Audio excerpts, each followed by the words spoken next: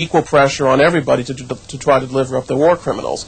But as a matter de facto, obviously there has been greater success in terms of sheer numbers in rounding up Croat war criminals than there has been, as a matter of percentage, the other two. But part of the problem is that the Serbs are unwilling to do what Tudjman has done in this case, although Tudjman has not always been totally cooperative. But the problem in the case of Serbia is they're unwilling to do so, and the only way to deliver them up is to go seize them with NATO troops, which is a dangerous mission that the United States and NATO has only occasionally been willing to undertake. But there is an overall inequity. I don't think there's any question about it.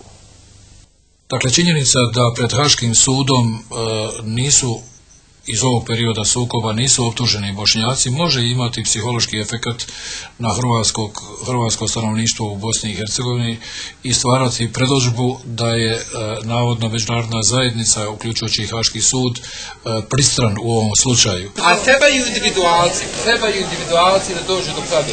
To je god kriv.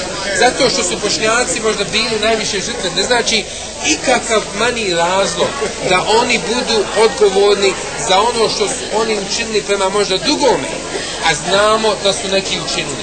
Nema to pitanja. If the perception is that in the United States media and in the world generally, whatever the Muslims did was less well reported than what was done to them by both Croats and Serbs, I think that that's true. It was less well reported, and I think that is simply a matter of the complexity for Americans of understanding what was going on. It was easier and in some respects reasonable to portray the Muslims as special victims of this conflict, and it's not easy to portray in the media a very complex message.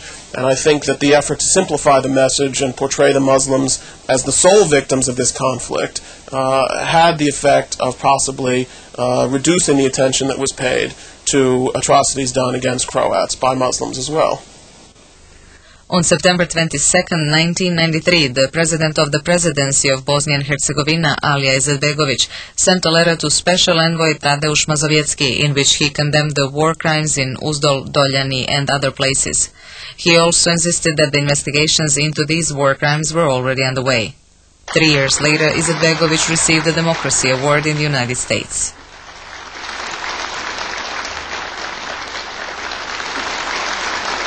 Reconciliation among the people is possible under two conditions: punishment of war criminals and freedom of media. The first would replace collective guilt by individual guilt, and the second would help the sobering up the people from the chauvinistic and the racial deceptions. Nevertheless, the people who committed the horrible war crimes illustrated in this film roam freely in Bosnia and Herzegovina and around the entire world.